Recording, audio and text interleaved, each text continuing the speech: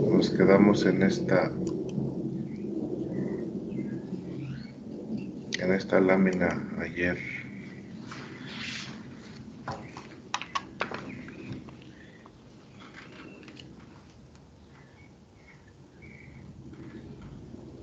Son justo 7:30. Vamos a esperar que dé 7:31.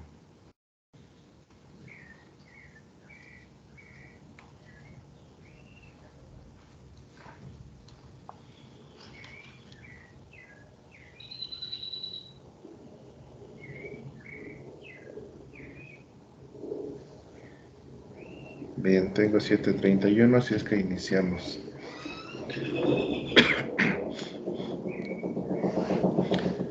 Bueno, nos habíamos quedado aquí viendo este cuadro que va a ser importante para calcular la mineralización de la materia orgánica. No se vayan a confundir con los índices de humificación. Esos son para saber cuánto humus vamos a formar en el suelo, que ese es otro cálculo, para calcular cuánta materia orgánica para recuperarle al suelo, cuánto abono para recuperarle al suelo un cierto nivel de materia orgánica. Y ya que tenemos el humus formado en el suelo, el análisis de fertilidad, pues recuerden que nos da materia orgánica. Se refiere al humus que está en el suelo. Para el caso del nitrógeno, del fósforo y del azufre, esos tres provienen de manera importante de la mineralización de la materia orgánica. Recuerden que un suelo con un buen nivel de materia orgánica, 3, 4, 5%, podría no requerir fertilización. Todo podría venir de la mineralización de la materia orgánica. Y por lo menos puede dar la mitad del fósforo y la mitad del azufre. En el caso del fósforo y el azufre, de manera promedio general, con suelos de niveles medios a altos de materia orgánica, asumimos que por lo menos el 50% del fósforo y del azufre que ocupan los cultivos viene de la mineralización de la materia orgánica. Y el resto, el otro 50%, viene de la fracción mineral del suelo. Por eso en un análisis de fertilidad, pues evaluar materia orgánica es importante y también las fracciones inorgánicas. Sobre todo para estos tres nutrimentos: nitrógeno, fósforo y azufre. En el caso del nitrógeno, recuerden que las rocas, los minerales, no tienen nitrógeno. Todo está unido a la materia orgánica. No así, repito, del fósforo y del azufre, que más o menos la mitad del fósforo y azufre que usan las plantas, pues viene mitad orgánico, mitad inorgánico. Y en el caso del nitrógeno, utilizamos esta tabla para calcular la cantidad de nitrógeno a agregar. Se pueden calcular los tres con las series de mineralización, pero normalmente aplicamos este cálculo solo a nitrógeno. En el caso del fósforo, nos vamos a guiar con los niveles que nos da el fósforo y el azufre del análisis de fertilidad, que podríamos decir son nutrimentos extractables. Lo que medimos ahí en el análisis del suelo, pues es una mezcla realmente del fósforo inorgánico más el fósforo orgánico. Entonces, en el análisis que se hace va incluido el fósforo y el azufre. No así del nitrógeno. El nitrógeno entonces nos da dos fracciones: el inorgánico, que es el que está como amonio y nitrato, el inmediatamente disponible. Pero ese nitrógeno no viene de la fracción mineral, aunque le llamemos nitrógeno inorgánico.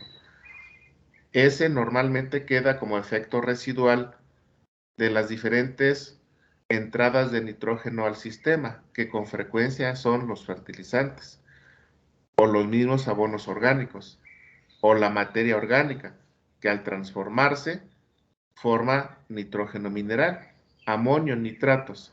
En un suelo de pH 6,5 hacia arriba, prácticamente todo ese nitrógeno mineral o inorgánico que medimos es nitratos. En un suelo de pH 5,5 hacia abajo, conforme más ácido se hace, el nitrógeno inorgánico o mineral que evaluamos por el método de fertilidad normalmente está en forma de amonio. Eso es una cuestión de efecto de microorganismos, porque recuerden que todas las fracciones orgánicas se descomponen por los microorganismos. Recuerden que a suelos ácidos no hay bacterias nitrificantes. Todo el proceso de mineralización termina en amonio. En suelos de pH 5,5 hacia arriba, domina la transformación o formación de nitrógeno a nitratos, porque ahí ya hay una carga importante de bacterias nitrificantes. Y con más razón si el pH se va arriba de 7. Casi arriba de 7, podríamos decir, prácticamente no hay amonio en el suelo. Rápidamente el que se forme se transforma a nitrato. Eso sucede también con los fertilizantes que agregamos, fertilizantes en forma de amonio. Todos los nitrógenos que entren al suelo en forma de amonio, si el pH está de 5,5, 6 hacia arriba, se transforma rápidamente a nitratos. Estamos hablando del sulfato de amonio, del nitrato de amonio, de la misma urea, del fosfato monoamónico, del fosfato diamónico, el mismo amoníaco que después puede poner en el suelo, se transforma a nitratos. Y el que viene de la materia orgánica, si no se aprovecha conforme se va liberando, como incluso como aminoácidos, como amonio, y si sobra y se queda en el suelo y el pH está arriba de 5,5,6, se transforma en nitratos. Ese es el nitrógeno que evaluamos en el análisis y que es importante para la nutrición de la planta. Ese es el que va a ocupar inmediatamente. Y la otra fracción, pues es el nitrógeno orgánico, pero ese no está disponible, pero lo calculamos, recuerden, porque durante el ciclo del cultivo se va a liberar. Y esta es la tabla para hacer esa estimación de cuánto nitrógeno esperamos que se transforme a nitrógeno disponible. Nitrógeno que en el momento, cuando hacemos el análisis, no está disponible. Por eso hablamos del nitrógeno orgánico y hablamos del nitrógeno que se va a mineralizar. La mineralización depende de las condiciones del suelo, depende de muchas condiciones del suelo, pero las determinantes son el efecto del clima, donde vamos a ver si es caliente, si es frío, si es templado, efecto de clima. Y también vamos a ver, o en esta tabla está integrado, si hay humedad en el suelo o no hay humedad en el suelo. Es decir, depende de la humedad del suelo, que a su vez depende del clima. Climas secos, climas templados, climas del trópico húmedo. Cuando se combinan clima y además otra propiedad del suelo, como es la textura, si son suelos de textura media, francos, suelos de textura fina, arcillosos, o suelos de textura gruesa, arenosos. Eso va a tener que ver con la descomposición de la materia orgánica. El efecto es del oxígeno. Toda la transformación de la materia orgánica depende del oxígeno para los microorganismos. Por eso ustedes ven en este cuadro que si ya le pongo el factor principal del suelo, que es textura, y el factor principal del medio, que se refleja como humedad y temperatura del suelo, es decir, efecto de clima, con esos tres factores, humedad, temperatura y textura del suelo, es como se usan para predecir las tasas de mineralización. Desde luego asumimos, ¿sí? Asumimos que no hay problemas de oxígeno, que no hay problemas de pH, ¿sí? que es un suelo sin problemas de aireación, porque si ya hablamos de un suelo compactado o de un suelo con exceso de humedad por falta de oxígeno, entonces ya las tasas cambian también. O si el pH es muy ácido o muy alcalino, puede tener un efecto en la población microbiana que descompone la materia orgánica. Recuerden que a suelos ácidos actúan más. Bueno, el pH adecuado para todos los microorganismos está entre 6 a 7.5. Todos trabajan bien ahí. Arriba de 7.5, los hongos sufren más, trabajan mejor las bacterias. Abajo de 6, los hongos trabajan mejor, se afectan más las bacterias. No quiere decir que arriba de 7.5 el pH sea el óptimo para las bacterias. El óptimo está entre 6 a 7.5. No quiere decir que abajo de 6 el óptimo sea para los hongos. El óptimo está entre 6 a 7.5. Lo que estoy diciendo es que a pH arriba de 7.5 los hongos sufren más. A pH abajo de 6 las bacterias sufren más. Entonces, si en un suelo tiene pH arriba de 8 y claramente abajo de 5, están sufriendo toda la población microbiana, tanto hongos como bacterias, pero sufren menos las bacterias a pH arriba de 7, 8 y sufren menos los hongos a pH abajo de 5. Eso significa que a pHs extremos voy a tener una baja acción microbiana, tasas menores de descomposición. Y si fuera ese el caso, a estos valores que están aquí como promedio para condiciones normales, si el pH, por ejemplo, vean aquí suelo franco, 1.5 a 2.5. Si ese suelo es de textura media, estoy en un clima templado y la tasa puede ser de 5 a 5 a 2.5, probablemente yo me bajo a menos de 2, casi alrededor de 5.5, si el pH fuera muy ácido o muy alcalino. Si el pH estuviera normal, 6 a 7.5, entonces yo le podría poner aquí una tasa media de 2, ¿sí?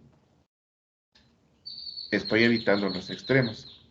Entonces, estas tablitas son una guía para proponer nuestra tasa de mineralización, pero uno puede sesgarse hacia un lado o hacia el otro del rango promedio definido por textura y por clima, ¿sí? Porque a final de cuentas uno tiene que poner un valor, no un rango. Si estamos en condiciones promedio y como digo, están en una condición media, clima templado, textura franco, ponemos 2 como promedio, pero puedo moverse o puedo hacer un ligero ajuste hacia abajo o hacia arriba. Vean ustedes la lógica aquí de este cuadro. Las mayores tasas están a suelos arenosos, las menores tasas a suelos arcillosos. Ya dije, efecto de oxigenación del suelo. Y hay otro factor más. La materia orgánica en el suelo forma complejos organominerales, más estables a pH arcilloso, perdón, a textura arcillosa, más inestables o incluso no se forman a textura arenosa. La mayor estabilidad de los complejos va a reducir la velocidad de descomposición. Por eso a pHs, bueno, a texturas finas, ¿sí? Y gruesas es contrastante la tasa. Texturas finas, donde domina la arcilla, menores tasas, porque hay menor oxigenación y mayor estabilidad de agregados entre la fracción mineral, arcilla y el humus del suelo. Por eso a pH, perdona, insisto en el pH, ¿verdad? Por eso a textura gruesa, arenosa, con una buena capacidad de aireación y con complejos menos estables o a veces ni siquiera se forman porque los complejos se forman entre arcilla y el humus. Eso hace entonces que las mayores tasas de descomposición, efecto de textura. Y por otro lado, el clima, efecto de humedad y temperatura, también vean que las tasas mayores son para climas templados. perdón, para climas cálido-húmedos, aquí al centro, son las tasas mayores, porque hay más humedad en el suelo y mejor temperatura para la descomposición.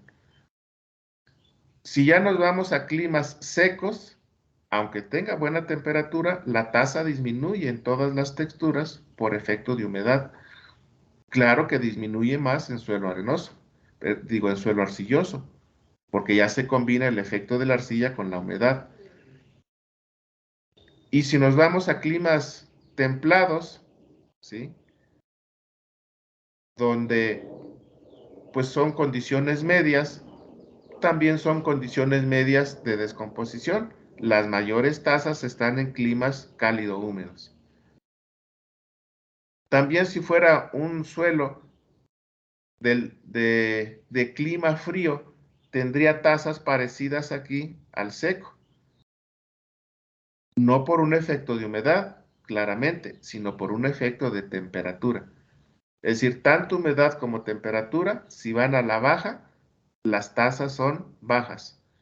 Las tasas son altas si hay una alta temperatura en el suelo. Por ejemplo, en el trópico, donde las temperaturas están entre 30 a 45 grados, el suelo tiene temperaturas de 20 a 30, condiciones muy óptimas para la descomposición. Y la humedad, bueno, pues imagínense un clima tropical con lluvias de 1000, 1500, 2000 o más milímetros distribuidas durante todo el año, donde prácticamente no hay época seca, pues entonces todo el año tiene condiciones de descomposición y no hela, no hay heladas, no hay un invierno declarado como lo tenemos en climas fríos y en climas templados. Entonces, estas son las tasas que ustedes van a poner para predecir cuánto nitrógeno se descompone o se libera, Profe, más bien, de la materia orgánica que tenga su valor de suelo. Sí, ¿tomamos la media o el valor más alto? Yo tomé la media para las tablas. es la parte que le aclaraba. Textura, en cualquiera de las texturas, arenoso, si su textura es arenoso y usted está en un clima templado, por ejemplo aquí, la media sería 2.5. Ese es el valor que tomaría. Si su pH es adecuado, por ejemplo. Pero si su pH es restrictivo, que fuera muy ácido, muy alcalino, entonces tome 2, no 3. Digo, no 2.5 ni 3. ¿Sí? Ahora, si fuera un clima templado, que no da para el trópico húmedo, ¿sí? Para que usted ponga una tasa de entre 5 y 6. Pero un clima templado, pero con un buen temporal, no es trópico húmedo, pero buen temporal, entonces usted pondría 3. Aquí lo que define es el tiempo que el suelo dura mojado. Usted tiene un suelo de textura media y clima templado, pero el suelo dura mojado 6, 7 meses. Está en clima templado. Podría poner 3 si la textura fuera arenosa. Pero si el suelo, el clima es templado, pero con una menor precipitación, pero cae dentro del templado, el suelo dura mojado no los 7 meses, a lo mejor solo 5 meses. Entonces usted ponga 2. Es decir, como les dije, estas son tasas promedio y yo me sesgo dentro de ese rango en la parte alta o en la parte baja, ya dependiendo de otros factores de variación, que pueden ser los mismos que definieron esta parte de textura y de humedad en el suelo. Si todo es promedio, textura promedio, bien definida, texturas gruesas, texturas medias, texturas finas. Entonces usan los valores promedio. Si, por ejemplo, tiene una textura que no es el típico franco ni la típica arcilla, sino un franco arcilloso, usted diría, ¿cuál pongo? ¿Franco o arcilloso? Pues andas por ahí en la media. Y si estás en clima templado típico, ve tu tasa en el franco de 1.5 a 2.5, pero tu textura ya te dice de 1 a 2. Entonces, si fueras un franco arcilloso, tú sabes que ya el efecto de la arcilla disminuye la tasa. Entonces tú pondrías, a lo mejor, pudiera ser que pusieras el 1.5 o incluso menos, porque si hubiera el factor de restricción, ve que aquí estás en 1. Entonces, 1.5 o 1, hasta podrías poner menos de 1.5. Esta tabla, entonces, tómenla como una guía para afinar las tasas. Finalmente, el valor ustedes lo proponen. Lo que tienen que saber es la condición que tienen, que tanto promueve o inhibe su tasa de descomposición de la materia orgánica, para que ustedes ajusten su valor. En esta tabla, repito, están los factores más importantes del suelo, como es textura, el otro factor más importante del clima, donde integra dos factores, humedad y temperatura. Con esos tres factores, tú entras a esta tabla y ya ubicas por dónde podría estar tu tasa de descomposición. Y luego le puedes agregar, si la textura no fuera exactamente ni gruesa, ni media, ni fina, que estuviera por ahí intermedia entre entre estas tres clases texturales, tú ya sabes a dónde sesgarse o a dónde inclinarte. Y si además el clima no está bien definido, porque pudiera ser que no sea estrictamente seco, pero tampoco te da para el templado típico, pero sí sabes que tiene cierta restricción de humedad o de temperatura. Entonces tú, por clima, tomas esa información para ajustar tu tasa en valores promedio entre el típicamente clima seco y el típicamente clima templado. Profe, Igual la comparación entre clima templado y clima del trópico húmedo. Sí. pero supongamos que el clima no es el problema, que estamos en un invernadero, entonces me voy con el pH. Si tengo un pH óptimo de 6 Ah, a 7,5, tomo el ah, 3, ¿no? no, espérate, esa falta aclarar. Estas tazas están hechas para campo abierto, porque es lo que hemos trabajado durante muchos años. Pero ahora imagínate justamente el ejemplo que estás diciendo. Ese ejemplo lo pongo acá justamente para los cálculos que vamos a hacer en algunos ejemplos que tengo acá para los suelos de Chapingo, para los suelos de invernadero. Por ejemplo, uno de los ejercicios que hacemos es con suelos de la Cerona, aquí para Chapingo, que tenemos clima templado, ¿sí? Entonces, y texturas medias. Yo me iría aquí a tasas entre 1.5 a 2.5, pero aquí viene el ajuste. Como estoy dentro del invernadero y estoy bajo riego, entonces si yo todo el año tengo cultivo dentro de ese invernadero, estoy pasando a una condición de humedad como si fuera del trópico húmedo. Y también como estoy bajo invernadero, el control de la temperatura es mejor. Elevo mi nivel de temperatura. Entonces, si estoy aquí en Chapingo, clima templado, y estoy dentro de un invernadero, yo estoy simulando un ambiente de humedad y de temperatura como si fuera del trópico húmedo, o por lo menos se le parece más al trópico húmedo. Por humedad pudiera ser que fuera como la del trópico húmedo.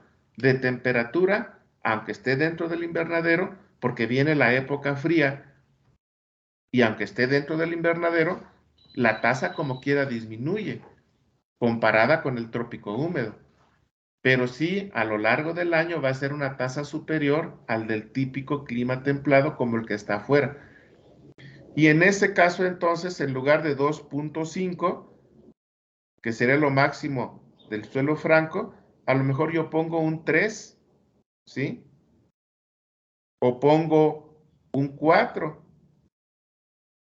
Aquí de 2.5 yo podría irme a 3, 3.5 o casi 4. Dejo el 5 para el típico suelo ubicado en su condición natural. Pero entonces yo subo mi tasa de 2.5. Puede ser que la suba a 3, a 3.5. Después de todo, voy a hacer monitoreo y en el monitoreo yo voy a estar midiendo cuánto nitrógeno tengo en el sistema. Parte de ese nitrógeno que tengo en el sistema, sí, es muy probable que venga desde luego porque tengo mayores tasas de mineralización en esa condición. Entonces, para este caso de Chapingo, más que ese pH que tú mencionas, el principal ajuste es por humedad y por temperatura. Pero considerando el que tú decías, imagínate que en la Cerona o en un suelo por ahí rumbo a Boyeros, que efectivamente son suelos con pH alcalino y salino, pues ya el pH alcalino arriba de 8 y con cierto efecto de sales, me va a restringir un poco la mineralización, porque me va a afectar un poco o en buena medida, dependiendo de cuál sea el pH y la salinización, mi acción microbiana. Entonces, aunque tuviera una humedad mejor y una temperatura mejor en esta situación, ya no le doy a lo mejor la tasa tan del clima del trópico húmedo entre 4 y 5. Por eso a lo mejor, pero sí a lo mejor la subo poquito de 2.5. A lo mejor me quedo en 3, entre 3 y 3.5. No alcanzo el 4, 4, 5, aunque sí gano por efecto de humedad y temperatura, pero sé que hay otro factor restrictivo de pH y de conductividad eléctrica de sodio que me va a afectar la mineralización. Entonces, ese ejemplo que tú mencionas, más esto que te digo de humedad y temperatura, para esta condición de suelo de invernadero, yo ajusté mi tasa y la estoy ajustando en función de los factores que yo sé que están en ese sitio y que me están determinando mi velocidad de descomposición de la materia orgánica.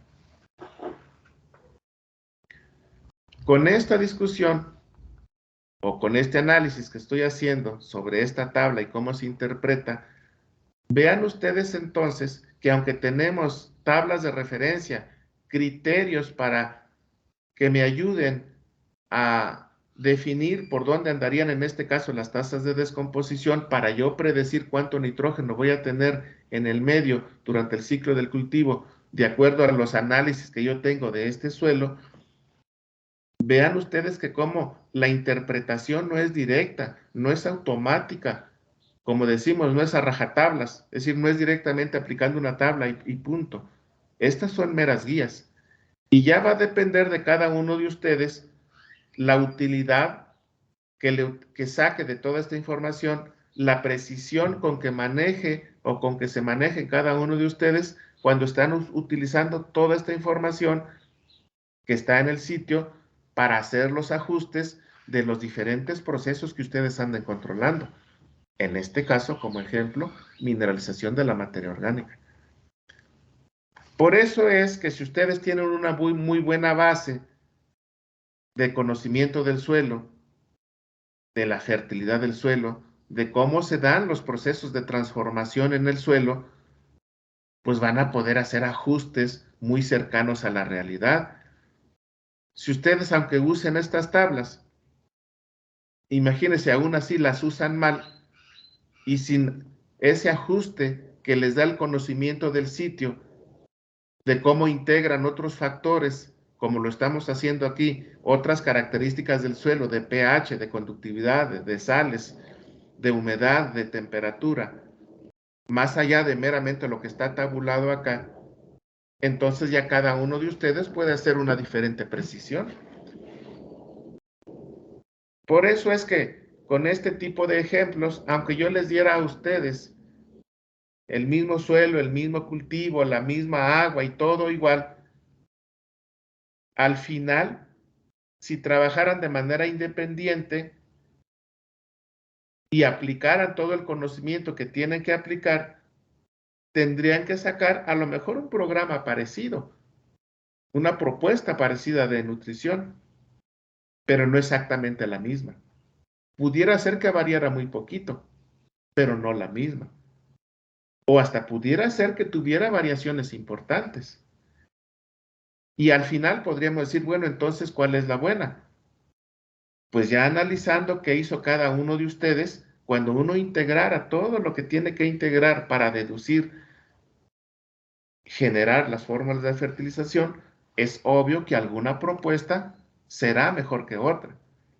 Es obvio que alguna propuesta a lo largo del tiempo, en un manejo ya de varios años, cada uno de ustedes, la resultante al año 10, 15, 20, si pudiéramos evaluar el efecto en todas las características del sitio, en la producción de los cultivos, en la modificación de las mismas propiedades del suelo, en los rendimientos que ha obtenido cada uno de ustedes, en las eficiencias que aunque ha venido trabajando con todos esos recursos que tiene ese sitio, les aseguro que habría diferencias importantes.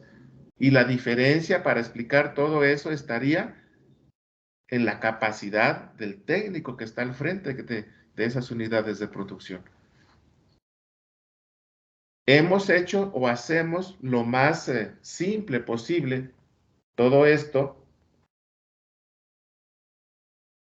para que haya o generemos un método, que es lo que estamos haciendo, utilizando, resumiendo en tablas todo esto para que ustedes las puedan utilizar y luego sigan un proceso de cálculo de obtención de la fórmula de fertilización, pero que depende de la interpretación de cada uno de nosotros. Eso es lo que va a hacer cuando ustedes ya estén en campo, a final de cuentas, la diferencia entre un buen técnico y un mal técnico. El conocimiento que cada uno de ustedes trae de soporte para generar el manejo, en este caso, de los programas de nutrición. Entonces, como ustedes pueden ver, pues toda esta serie de análisis que estamos haciendo realmente puede ser más o menos flexible o permite la flexibilidad, permite los ajustes. Y al final, pues siempre habrá alguna propuesta mejor que otra.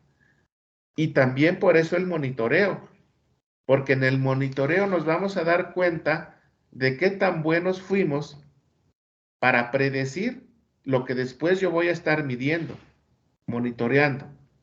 Si después voy a estar midiendo, monitoreando, y el monitoreo me dice que los valores salen como yo teóricamente los predije, porque ese es el otro punto. Con toda esta información, después viene el monitoreo.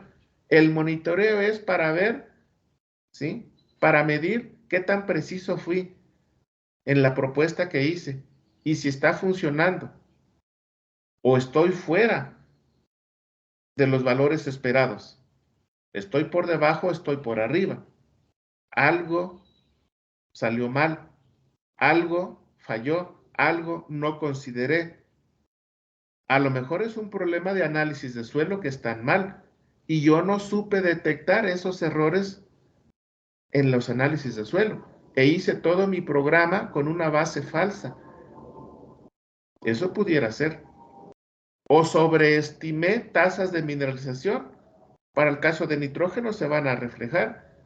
O subestimé tasas de mineralización de nitrógeno. Cuando yo vaya a hacer el monitoreo, ahí van a salir los datos de cómo andan los niveles. Y si no andan por donde yo los espero, tengo que hacer una reflexión de todos los cálculos, de todo lo que hice, de todo lo que consideré para hacer mi propuesta de fertilización. Sabiendo que tengo el fertirriego para corregir, para ajustar. Porque ya cuando estén monitoreando, el valor que les dé les va a reflejar todo lo que el suelo estaba dando y les va a reflejar también la incorporación de su propuesta ahí al medio, porque el monitoreo lo hacemos sobre cultivo funcionando, sobre sistema de fertirriego funcionando, donde se integra todo lo que estoy haciendo. Analizo los datos, veo, ¿sí? Recalculo, reviso mis procedimientos y hago los ajustes.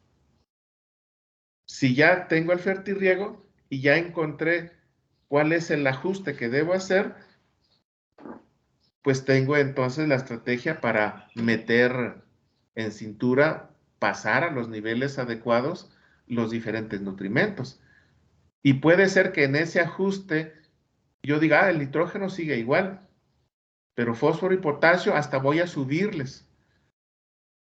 A lo mejor micros hasta voy a suspender de lo que venía haciendo. Ajusto mi programa. El ajustar implica que algunos elementos los mantengas como los traías, porque para cada ese nutrimento el cálculo lo hiciste bien, pero puede ser que otros te excediste, otros te quedaste por debajo. Ajustas y metes al sistema y sigues monitoreando. El monitoreo no te lo acabas durante el ciclo del cultivo.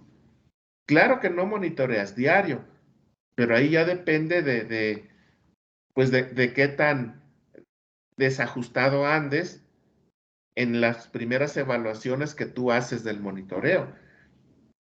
Si en las primeras evaluaciones que hagas en el monitoreo encuentras que todos andan para todos lados, unos bajos, otros altos, pero ninguno está donde se predijo, pues es obvio que se cometieron más errores o más omisiones o algo pasó.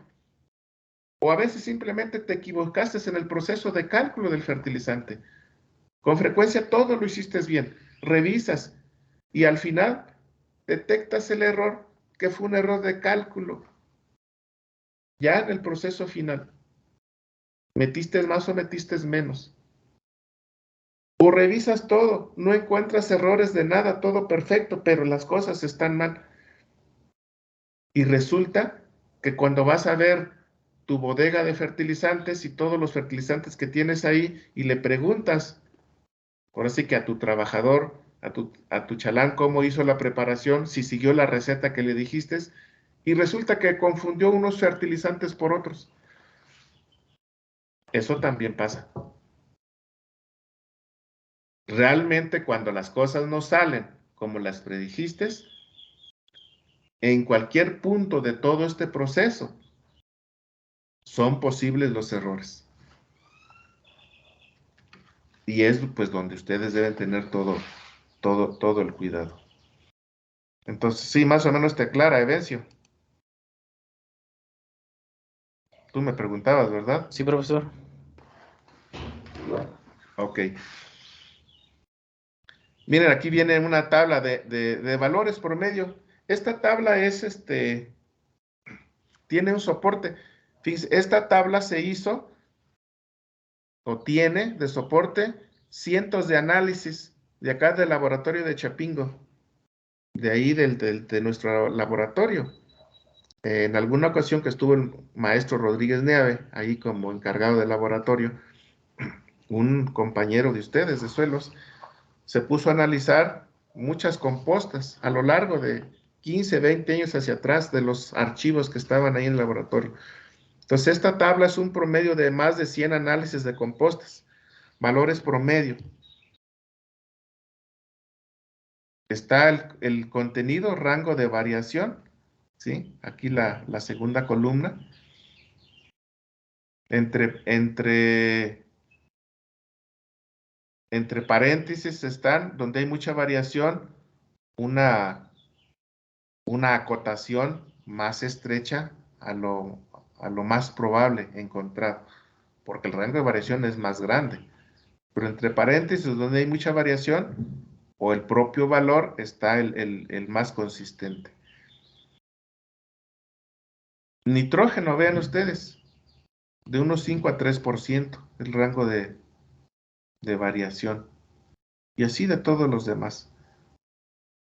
Si van a usar compostas, y las compostas que ustedes le mandan a hacer análisis, van a encontrar valores como estos.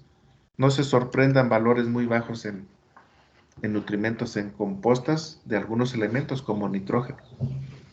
Y más altos a veces hasta de calcio, de potasio. Depende de tus residuos. Toda esta parte es lo que soporta esto que estamos hablando para formar el humus, las tasas de mineralización. Vean, se descomponen los residuos originales, se descompone el humus. A final de cuentas, para la nutrición, lo que queremos es esto que está aquí en rojo, ya sea de la aplicación directa de los estiércoles, de los abonos, o una vez formado el humus, de la mineralización. Por ejemplo, esta taza de aquí atrás, las tasas de mineralización, esta tasa o series más bien estas series de mineralización miden la cantidad de nutrimentos que se liberan al aplicar los abonos, ¿sí? Y luego parte se humifica, parte se mineraliza. Y lo que se humifica, pues se incorpora al humus del suelo. Ese se sigue mineralizando. Y para la nutrición de la planta, cuando tenemos o calculamos lo que está aportando los diferentes niveles de abonos orgánicos y materia orgánica del suelo, ahí no se me vayan a confundir. Esos nutrimentos que nosotros, esta tasa de mineralización y la anterior, la serie de mineralización, lo que esperamos es este valor aquí, a la derecha, en la parte superior. Estos serían los valores, o más bien los productos obtenidos, los nutrimentos obtenidos por las tasas, ¿sí? Por las series de mineralización. Lo que directamente se libera del abono que pones. Y luego la tasa de mineralización de la materia orgánica ya es del humus. Humus que se forma pues a lo largo de todas las abonaduras, los residuos que se dejan con el tiempo. Eso que se descompone te genera minerales. Este es la tasa de mineralización, coeficiente de mineralización, también se le llama, ¿sí? O tasas de descomposición, pero del humus. Y arriba, para los diferentes abonos, series de mineralización. Para ver del residuo que pusieron, o de los residuos de cosecha o abonos que pusieron, cuánto forma o se transforma en humus, esos son los coeficientes de humificación. Esta diapositiva refleja todos esos procesos que ocurren en el suelo con los diferentes residuos, abonos, humus que tenemos en el suelo y las transformaciones de unas fracciones a otras. Aquí están las relaciones carbono-nitrógeno, carbono-fósforo, carbono-azufre. Cuando ustedes van a aplicar un residuo, es importante evaluar estas tres relaciones. La más importante es la carbono-nitrógeno. A veces la carbono-fósforo, carbono-azufre la despreciamos. Fíjense también ahí, luego hay abonos que tienen un mal balance nutricional y todos los factores que hemos venido platicando están bien y simplemente por composición de abono no se descompone y no se libera, no obtienes lo que teóricamente se predijo. Y puede ser una cuestión de relación carbono-nitrógeno, carbono-fósforo, carbono-azufre. Normalmente carbono, fósforo, carbono, azufre no limitan la descomposición. Quien la limita es carbono-nitrógeno, normalmente. Pero sí hay muchos ejemplos de las otras relaciones. Para el caso de los residuos orgánicos, tengan cuidado con la inmovilización. Es decir, cuando falta nitrógeno, cuando falta fósforo, cuando falta azufre en un residuo, les va a inmovilizar nitrógeno, fósforo y azufre. No van a obtener nada, por lo menos los primeros meses. El primer mes o segundo mes, que es donde dominan esos procesos. Y ocurre en suelo con diferentes abonos orgánicos, ocurre en sustratos con diferentes materiales orgánicos como sustrato. En el caso de algunos abonos, perdón, de algunos sustratos, yo he trabajado algunas transformaciones con residuos orgánicos. Hay por ahí un artículo en el caso de residuos orgánicos como sustrato. Es un artículo que está en la revista ahí no me acuerdo si está en la revista Chapingo, Cero Horticultura o en Terra, donde está en Terra, la inmovilización de nitrógeno, de fósforo, de potasio, de calcio y de magnesio, de algunos residuos orgánicos. De todos ellos hubo inmovilización, solamente de potasio no, pero de todos los demás sí. Bueno, en el caso de pHs muy ácidos menores a 5,5, hay que corregirle pH. Los problemas que pueden encontrar en esos suelos aquí están definidos: toxicidades, deficiencias, falta de acción microbiana, que hay que considerarlo. En suelos, en estos suelos, pues todos estos problemas nutrimentales existen. Muchos de ellos se pueden corregir a través del fertirriego, para eso está, pero hay otros problemas difíciles. Por ejemplo, si el suelo está muy ácido, es mejor recuperarle el pH original a través de un proceso de encalado y luego ya me llevo ese control a través del fertirriego. Si lo voy a dejar todo el control a través del fertirriego, pudiera ser que yo requiera varios ciclos para hacer el ajuste. Pero como yo quiero respuestas rápidas en un cultivo que traigo bajo fertirriego, y si puedo hacer correcciones, aplicar mejoradores para ese suelo, como en este caso sería meramente o propiamente el encalado, eso lo hago y se hace. No es el objetivo de este curso meternos a cómo hacer encalados, porque nos estamos desviando. Ahorita solamente lo rescato de que ustedes, por lo menos los de suelos, saben calcular necesidades de encalado para diferentes suelos dependiendo del pH y de la capacidad de amortiguamiento del suelo. Uno de los factores importantes es la acidez intercambiable, que te mide hidrógenos y aluminios intercambiables para poder calcular cuánta cal requieres. Y si no, pues haces las curvas de titulación. Hay algunos modelos, por ejemplo, los brasileños que han trabajado mucho, que tienen muchos problemas de suelos ácidos, tienen fórmulas para calcular necesidades de cal en base a aluminio intercambiable. Solamente que esto funciona muy bien para suelos extremadamente ácidos, como los que están por allá en Brasil. Pudiera funcionar muy bien para suelos de México en suelos extremadamente ácidos, suelos con pH abajo de 5, alrededor de 4, 4, 5, pueden funcionarle bien esos modelos que tienen los brasileños. Con problemas medios de acidez, acá en México, porque no tenemos problemas tan declarados de suelos ácidos, el método que usamos más bien es en base a curvas de titulación. Eso ustedes como práctica lo hicieron en algún momento dado. Del pH del suelo, los valores medios, lo óptimo. Si son valores bajos o valores muy altos, aquí están los diferentes efectos que se producen en las plantas. A eso le echan una revisada. El efecto de la acidez sobre diferentes aspectos del suelo, cómo se restringen. Vean aquí a la derecha las barras donde se empieza a estrechar, ¿sí?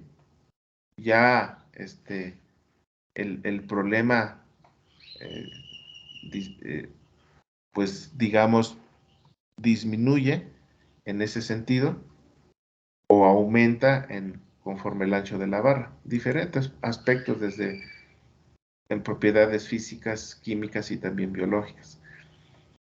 Lo de la acidificación de los suelos, aquí sobre todo lo pongo porque muchos fertilizantes que usamos en fertirriego con el tiempo acidifican los suelos. Tenemos ejemplos de muchos suelos que se han hecho ácidos por un mal manejo de la fertilización. Tenemos ejemplos de suelos que se han hecho alcalinos por un mal manejo de la fertilización. En el caso de la acidez, pues todos los fertilizantes que tengan amonio, el ejemplo aquí está con el sulfato de amonio, pero siempre que domine amonio, al final tendrán un efecto residual ácido, más fuerte en unos que en otros casos. La misma urea tiene efecto residual ácido, global. Cuando se disuelve, genera un pH alcalino. Cuando se disuelve la urea, cuando se transforma de urea nitrógeno ureico a amoniacal y amonio, pH alcalino.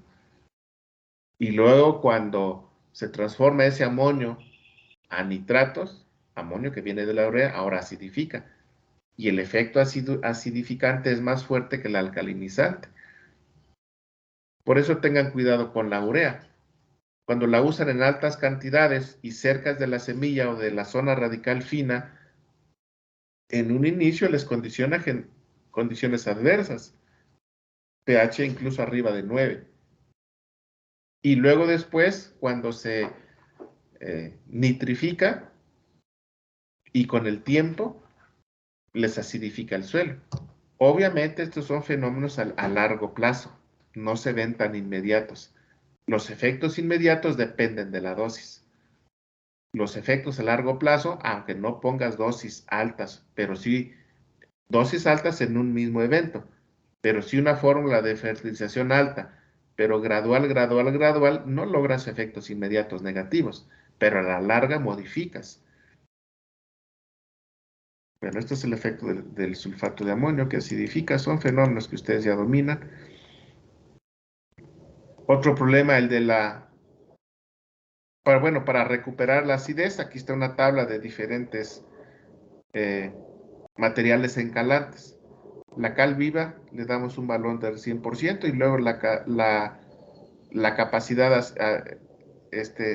alcalinizante para neutralizar acidez de diferentes materiales. Algunas tablas para corregir problemas de acidez en función de la textura y en función del pH, que son tablas ya muy promedio. Esas tablas las pueden usar para estimar una dosis, pero más preciso se hace la curva de titulación en laboratorio. El material fino que tienen que agregar para que trabaje bien. Esto cualquier mejorador que pongan al suelo.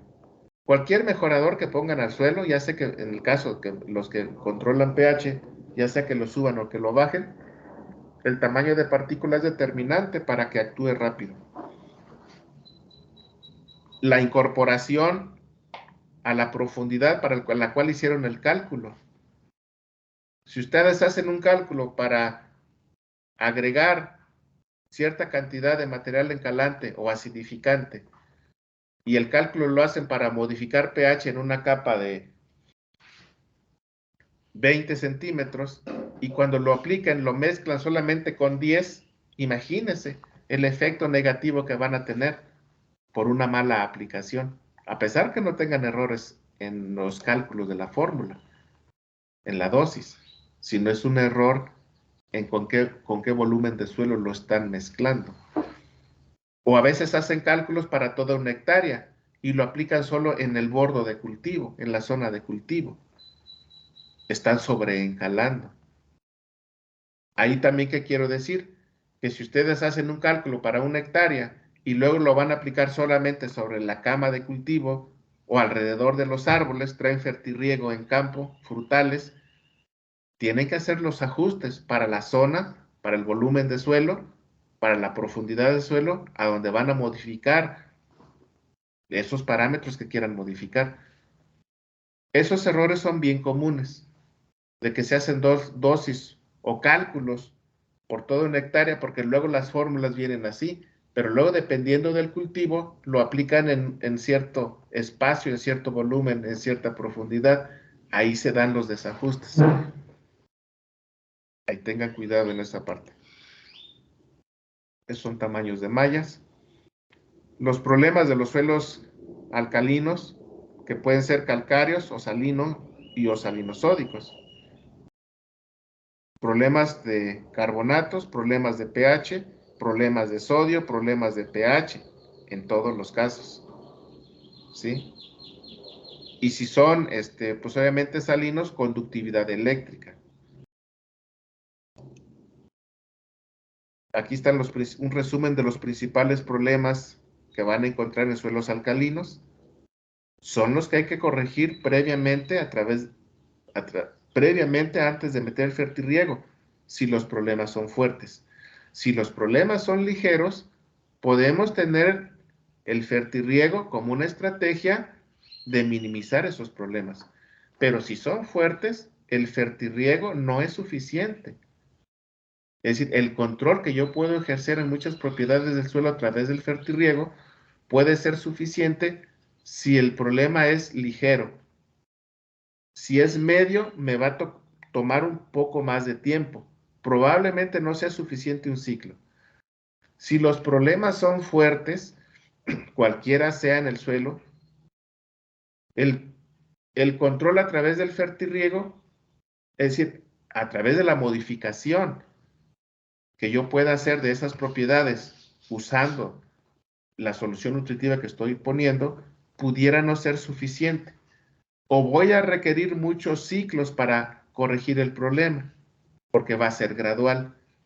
Entonces, es relativo cómo podemos tomar como estrategia de control muchos de estos problemas esta herramienta que tenemos de modificar todo a través del fertirriego. Un ejemplo que siempre hago es suelo calcáreo, pH 8.2, 8.3, 8.4, con muchos problemas nutrimentales y además altamente amortiguado ese pH. Tú le puedes meter un pH normal de 6 y pueden pasar 2 o 3 ciclos y no modifica sustancialmente el pH del suelo. Tienes que metérselo un pH de 3 o de 4, pero entonces ya es riesgoso traer el fertirriego una solución con pH de 3 o de 4 para neutralizarle esa alcalinidad arriba de 8, 8.2, 8.3, 8.4 para bajarlo a 7.5, a 7 o incluso abajo de 7. Ahí es cuando mejor conviene desde un inicio hacer una prueba, más bien no una prueba, sino hacer el control de ese problema usando los mejoradores de suelo. Para corregir la alcalinidad, pues materiales acidulantes, azufre es el que más se usa. Para suelos ácidos, el encalado es lo que más se usa. Para suelos pobres en materia orgánica, altos niveles de residuos orgánicos y de compostas, vermicompostas, materiales maduros ya estabilizados, no altas dosis de estiércoles, con probabilidades de toxicidades de amonio, amoníaco, probabilidades altas de toxicidad, o altas dosis para meter materia orgánica que te generen un efecto salino. Muchos estiércoles de ganado estabulado, no ponemos más de 10, 15 toneladas porque son materiales con alto nivel de salinidad. Esos estiércoles con una mezcla de orinas y excretas sólidas traen muchos nutrimentos. Todo ese tipo de detalles tienen que considerarlos. Son finalmente uso de mejoradores para diferentes propiedades del suelo adversas. Como pueden ver, le estamos dejando al fertirriego, o hay que dejarle al fertirriego una condición de suelo, ¿sí? Ya con todas estas alteraciones que tiene, ya controladas. Sería lo ideal. O por lo menos controlado lo más fuerte, para que ya el problema a corregir, a ajustar con el fertirriego ya sean detalles y ya se puede lograr. Las principales sales de los suelos salinos, esto ya lo saben, los aniones, los cationes, simplemente estos 4 aniones con estos 4 cationes, 4 por 4, 16. Y si le meten nitratos en exceso, por 4 sales más, 20 sales, ¿sí? Son muchas sales las que pueden estar en el medio. Por eso ahí recuerden, un análisis de salinidad por conductividad solamente me dice si hay muchas sales, no me dice cuáles. Cuando yo ya detecto que hay muchas sales, me obliga a hacer un análisis para ver qué sales son.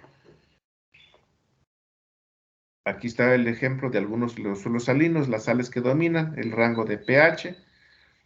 Para los suelos salinosódicos, las sales que dominan y los valores de pH.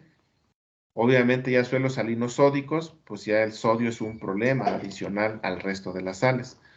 Los suelos sódicos no hay problemas de sales, pero sí de sodio y sí de pH.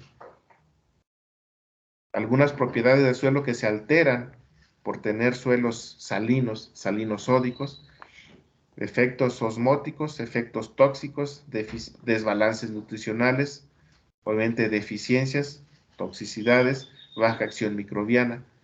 Suelos sódicos, además de los anteriores, con excepción de algunos como los osmóticos, pues problemas físicos ahí en el suelo. Problemas de aireación, problemas de infiltración de agua, pH alcalino, problemas de oxigenación, etc. El efecto va a depender de los cultivos. Este es un suelo salino sódico. Vean cómo se ve como una masa ahí de suelo. El álcali negro acá en el lomo del surco, por el efecto del pH alcalino que disuelve materia orgánica, como el flujo de agua, ¿sí? La evaporación y la acumulación de la evaporación genera una acumulación de sales en el lomo del surco. Como se disolvieron sustancias húmicas, por eso aquí de color oscuro. Cuando ustedes vean un suelo así, ese es un suelo salino sódico o sódico. Cuando las sales las vean, de hecho aquí no se notan, esto que fuera blanco o claro, quiere decir que no son sales de sodio, simplemente es un suelo salino. Y no van a tener problemas como ven aquí, vean que aquí hay problemas de encharcamiento. No se ve el agua, pero esto que vemos aquí es un efecto de problemas de encharcamiento. Claramente correlaciona con los problemas de sales de sodio. Es decir, en campo ustedes muchos de estos problemas los pueden ver o hay síntomas, hay características que reflejan el efecto de esa composición química, el efecto de esa alteración en propiedades químicas y físicas. Por eso cuando interpretamos los análisis de suelo y nosotros somos los dueños de esos terrenos, los técnicos de esos terrenos y conocemos esos terrenos, por eso ahí yo siempre menciono o hago énfasis en lo siguiente. Ustedes no le confíen la interpretación de todos estos análisis a los laboratorios. No estoy diciendo que en los laboratorios no haya persona que interprete análisis. Sí hay. Pero no les corresponde a ellos hacer la interpretación. Les corresponde a ustedes, a los técnicos, los que están relacionados con el campo. Porque además de conocer de análisis de suelo y de interpretación de análisis de suelo, conocen su sitio y pueden correlacionar los valores, los parámetros que mandaron a analizar al laboratorio, pueden correlacionarlo con lo que ustedes están viendo en el suelo, con la experiencia que traen de la respuesta de las plantas a esas condiciones que ustedes tienen. Y obviamente ya saben cómo andan sus rendimientos, ya saben cuáles son los síntomas que presentan las plantas de diferente naturaleza. Por lo tanto, tienen información tanto de planta como de suelo para correlacionar con los análisis que les están dando en el laboratorio. Repito, insisto, muchas veces los análisis de laboratorio simplemente son para corroborar, para tener los datos precisos, para hacer los cálculos precisos de un problema o de varios problemas que ya traemos bien diagnosticados y que solamente nos hace falta el dato preciso del laboratorio. Porque ni modo que ustedes hagan una solución, le metan el dedo y digan, aquí hay tanto de nitrógeno, o hay tanto de fósforo, de potasio, o le metan el dedo y digan, el pH está ácido, está alcalino. Pues eso no podemos hacerlo. Por eso recurrimos a los análisis. En el caso, si vamos a recuperar un suelo, pues hay que ver suelo salino sódico, sódico, pues primero hay que ver que hay que lavar las sales o hay que usar mejoradores. Si solamente son sales, con el puro lavado, pero si hay sodio hay que usar mejoradores. Normalmente los mejoradores, en el caso de suelos sódicos, salinosódicos, implica desplazar el sodio para luego lavarlo, para pasarlo a la solución. Esa es una alternativa. Por eso en muchos distritos de riego forzosamente tienen que establecer sistemas de drenaje. A veces para recuperarlos en los originales y muchas veces para evitar que se acumulen las sales. Que también, fíjese, actualmente eso es muy relativo. Estos esquemas de meter drenaje está bien para un suelo ya con problemas de salinidad. No hay manera de recuperarlo si no metes un drenaje para lavar el exceso de sales. Eso por origen. Pero el colmo de los colmos es que habiendo partido de un suelo perfecto, que a través del manejo luego tú lo salinices y que luego digas, no, pues ahora hay que establecer un sistema de drenaje para recuperar el suelo que desgracié. Eso ni siquiera tendríamos que estar pensando en ello. Realmente un problema de acumulación de sales partiendo de un suelo perfecto no debe existir. Y por eso el monitoreo, para cuando yo vea que se van haciendo los desajustes, que se va más bien alterando las propiedades de los suelos, inmediatamente yo haga los ajustes y evite un problema al tiempo. Eso se puede hacer. Ese es otro de las ventajas de los monitoreos, que me puede ayudar a predecir, ¿sí?, qué puede pasar en esa alteración a mediano y largo tiempo. Y por lo tanto me obliga a que yo haga los ajustes para evitar esas consecuencias negativas. Y evite después generar condiciones para que, si voy a resolver esos problemas, tenga que hacer obras de gran magnitud. Eso no puede ser. Esta foto es de Sonora, distritos de riego del Yaqui. Aquí está un terreno con aplicación de mejoradores de diferente naturaleza. Puede ser los mejoradores que apliquemos, desde encalar, acidificar, meter materia orgánica, etc. No se ve aquí a la derecha, pero miren aquí, en esta parte oscura, este es el fondo de un dren abierto. Ven aquí el agua verde. Acá está el nivel. Del nivel superior, acá donde va el fondo de tu dren colector, pues eso varía ya dependiendo a cómo los pongas y qué tan asolvado lo tengas, como aquí se ve que ya no está tan limpio. Pero mínimo, dependiendo del cultivo, normalmente estos drenes dejan libre de perfil del suelo 2 metros. Y ya depende de si es un dren primario, secundario o terciario. El dren colector primario, el que va más profundo, ese puede ir a 3, 4 metros. Y ya la red de drenajes secundarios o terciarios más superficiales. Pero ahí depende del cultivo. 1,5 metros, 2 metros. Es normalmente lo que debe quedar libre del espejo de agua que está aquí en el fondo del dren. Aquí hay un dren enterrado. Aquí es nomenclatura. Aquí esto te indica que hay un dren. Toda esta parcela que ven al fondo tiene drenes, ¿sí?, corrugados. Esta foto que ya tiene años que la tomé allá en Sonora.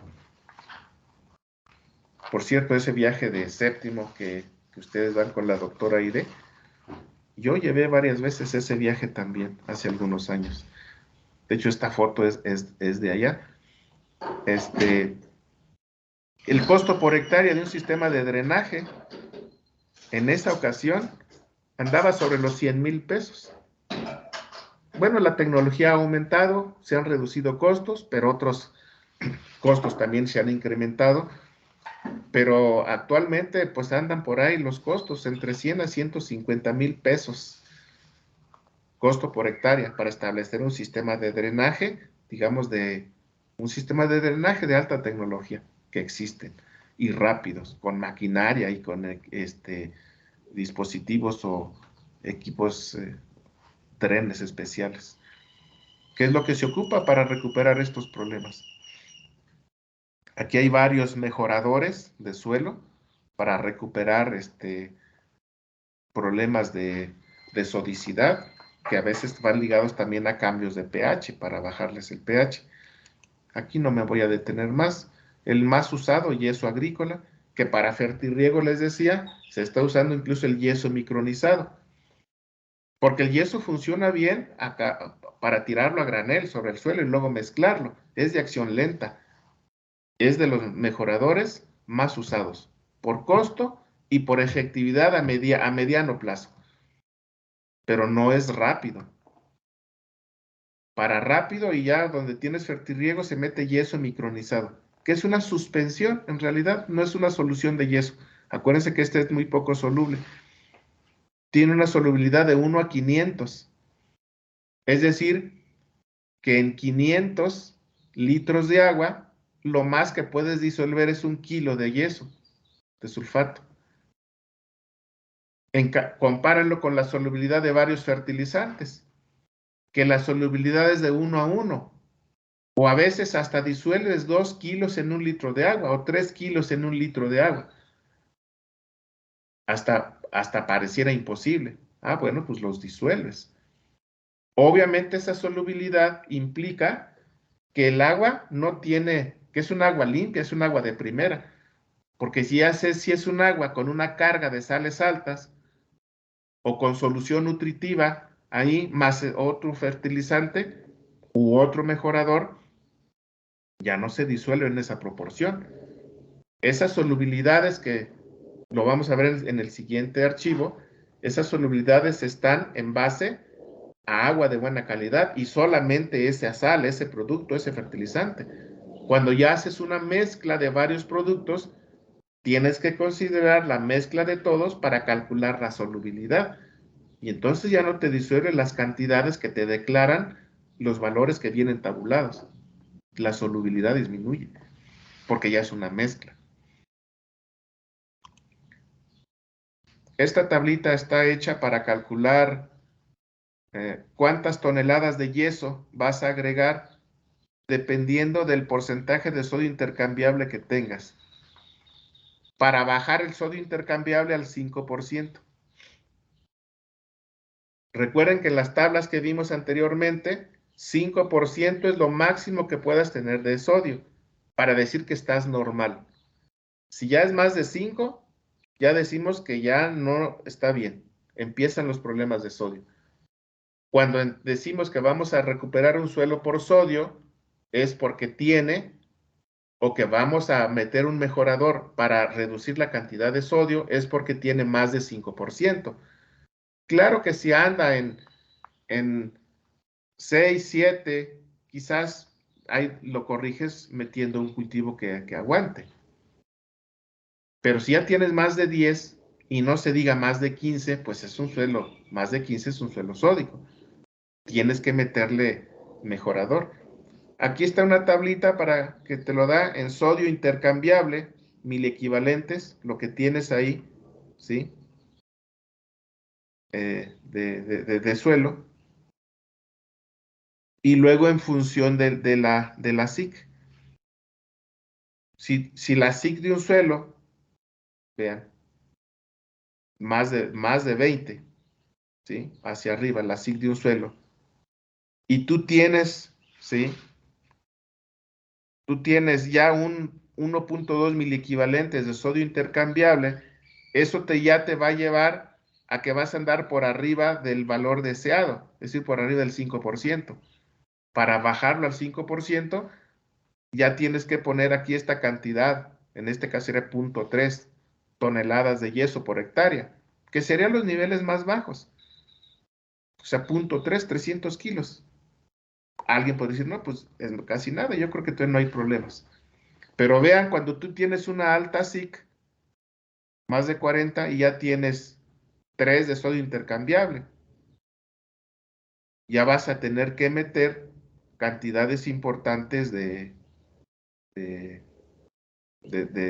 yeso para recuperarle ese valor o restringir el sodio y no tengas problemas de sodio. Algunos otros materiales, sobre todo para corregir pH y también sodio, simplemente con que acidifiques, pero debes de tener calcio, porque el ácido sulfúrico, y si tienes calcio en el suelo, te forma yeso y te ayuda a mejorar. O simplemente el azufre agrícola. Si tienes azufre, metes azufre, acidulas, y además se descompone, forma ácido sulfúrico, y el ácido sulfúrico, ¿sí? Finalmente al transformarse, forma sulfatos. Y si tienes calcio, ahí está tu sulfato de calcio. Es decir, hay muchos mejoradores para suelos sódicos que funcionan bien, aunque no sean de calcio. Si tus suelos son medios a bajos de calcio, el mejorador es sulfato de calcio. Si tus suelos son de medios a altos de calcio, podrías meter otros mejoradores que aunque no tengan calcio, mejoradores que tengan azufre, como el ácido sulfúrico, como el mismo azufre, y te van a ayudar a recuperar el suelo. La materia orgánica también, además de lo que hemos hablado, la materia orgánica te disminuye salinidad porque te bloquea, te retiene, te fija el sodio. Y si tuvieras excesos igual de otros cationes, también te los retiene. Por eso los ácidos húmicos, los ácidos fúlvicos, que son ricos en ácidos carboxílicos, o los carboxilatos, como les llaman. Miren, cuando les hablan de carboxilatos, este es el grupo carboxilo. CO, aquí en lugar de la carga, si le ponemos un hidrógeno, es el grupo carboxilo. Este es el grupo carboxilo disociado. Lo normal es hidrógeno. Como el hidrógeno es disociable, se desprende el hidrógeno y aquí puede entrar calcio, puede entrar potasio, puede entrar magnesio, puede entrar incluso amonio, pueden entrar hierro. No están aquí, pero puede entrar hierro, zinc, cobre, manganeso. Los ácidos carboxílicos, ¿sí?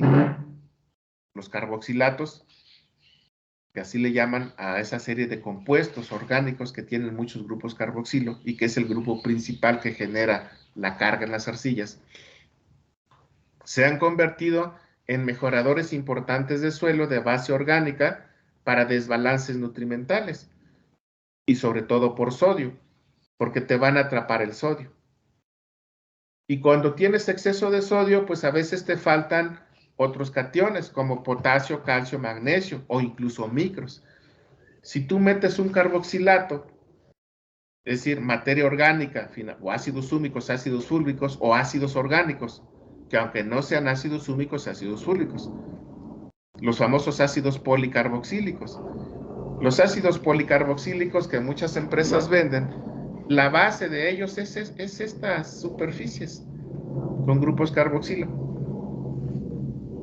que pueden ser una mezcla de ácidos húmicos, ácidos fúlvicos y otros ácidos orgánicos que tienen el grupo carboxilo. Todos esos son los carboxilatos. Y si tú los metes cargados de potasio, de calcio, de magnesio a un suelo que tiene sodio, pues liberan el potasio, calcio y magnesio y te atrapan el sodio. Y entonces te funcionan muy bien porque aportan cationes para la nutrición, que son los que ocupa la planta, y la base con que metes ese catión ahora te atrapa al sodio y te inhibe al sodio, te bloquea al sodio, disminuye los efectos de la salinidad o de la sodicidad dados por el sodio. Y entonces le metes materia orgánica, le metes cationes, estructuras al suelo, atrapas al sodio, eliminas el efecto defloculador, desestructurador del sodio. Por eso meter, y muchos de esos carboxilatos, ¿sí?, que forman no soluciones, aunque decimos soluciones, realmente son suspensiones, pero que los puedes meter a través del fertirriego, no te tapan goteros, funcionan muy bien en las líneas ahí de las plantas de goteo, porque te mejoran la estructura del suelo, te reducen la alcalinidad del suelo, te reducen la cantidad de sodio activo en el suelo y entonces trabajan bien. Solamente, pues que son de efectos transitorios, porque el sodio no lo eliminas, simplemente lo bloqueas, sigue ahí en el suelo. Una vez que se pierde el efecto de esas sustancias, tendrás nuevamente el problema que tenías. Son soluciones parciales, pero que ya no, en un suelo con estos problemas sí te ayudan pues a corregir o a minimizar por lo menos.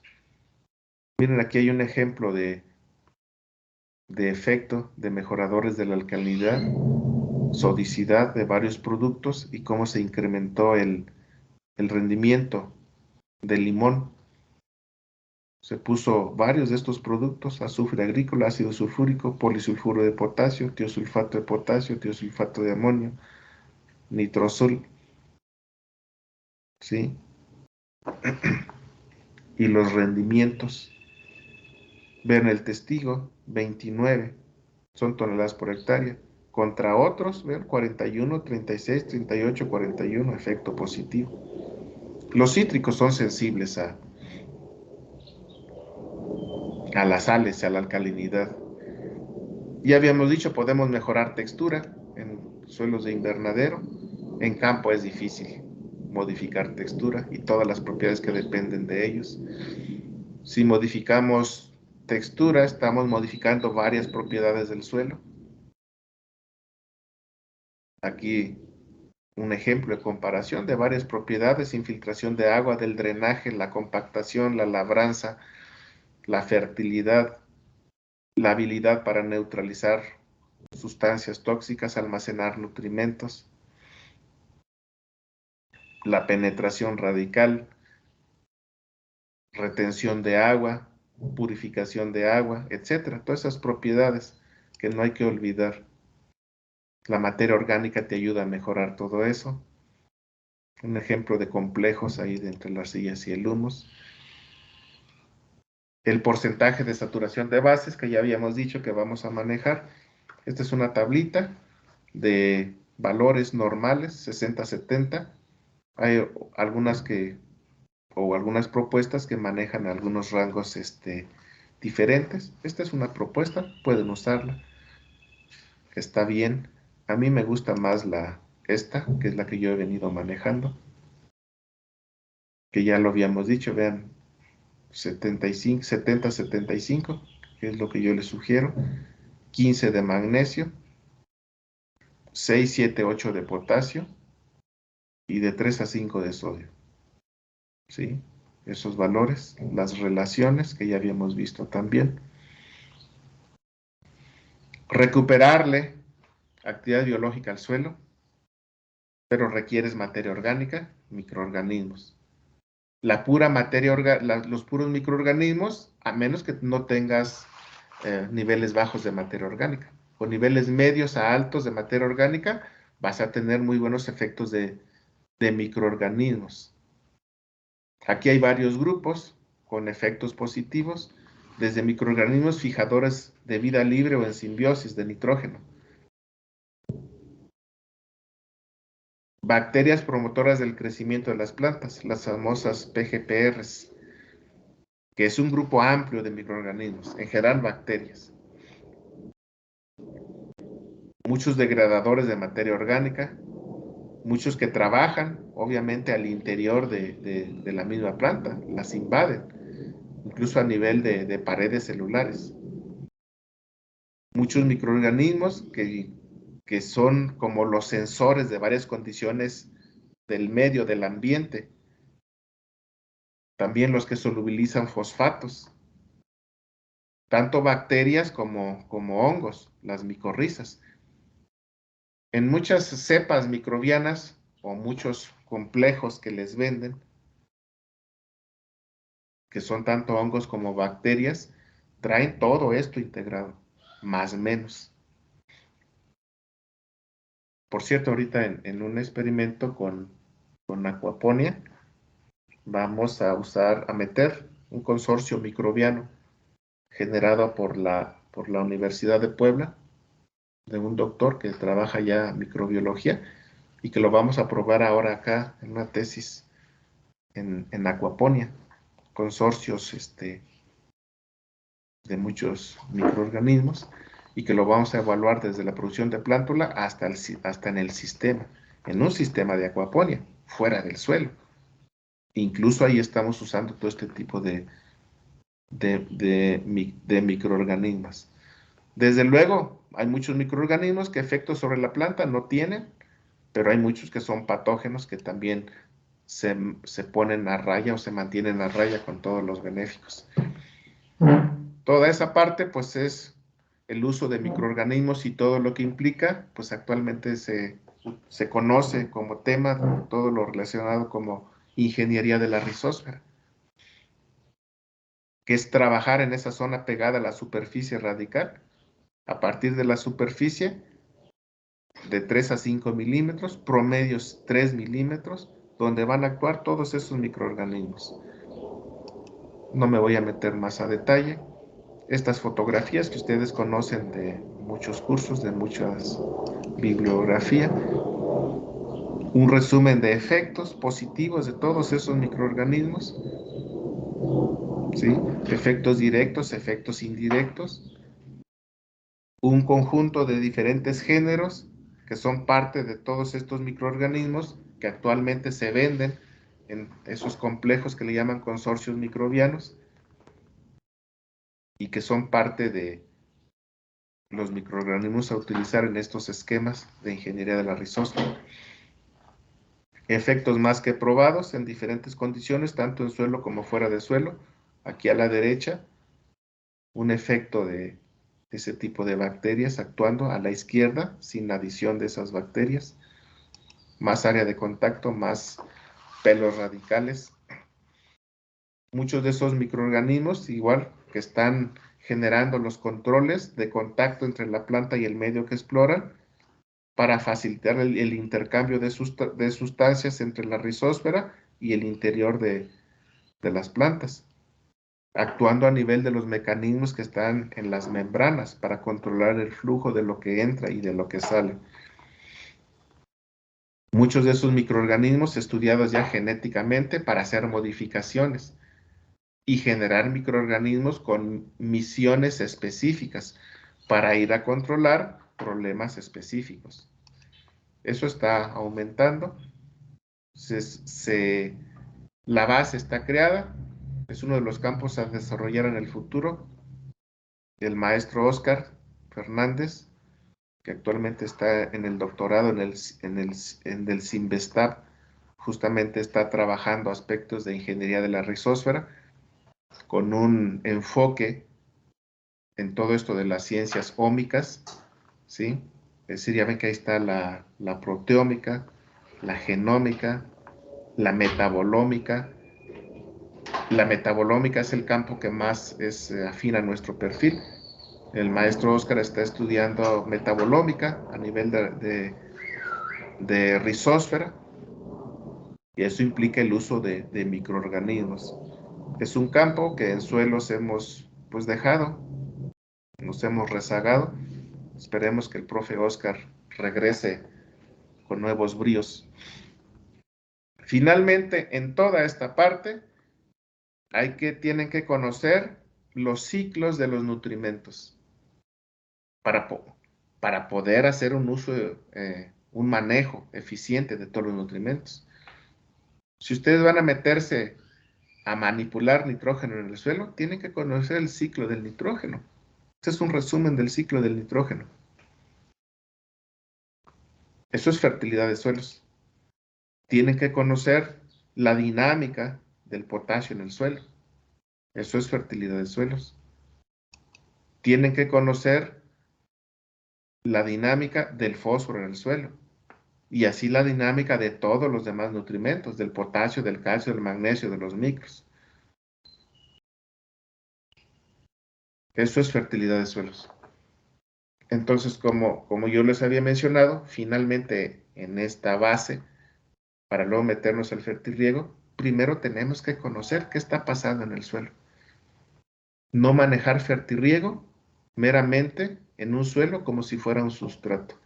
Antes de meternos al fertirriego, necesitamos conocer al suelo. El fertirriego es el complemento. El fertirriego en sustratos, pues es hidroponía. En suelos es diferente. Tiempo, ya estamos en tiempo. Nos vemos el lunes, los de suelos, allá en suelos, 7:30. Y los demás, pues se conectan. ¿Sale? Solo doctor, gracias. Ya hay 2 presentaciones que no les he enviado. Se las voy a enviar, Bueno, las puedo subir acá o se las mando a sus correos también si quieren, correos grupales o acá en la plataforma, como quieran. Si pudiera en la plataforma, doctor. Por Ok, favor. la subo a la plataforma y ya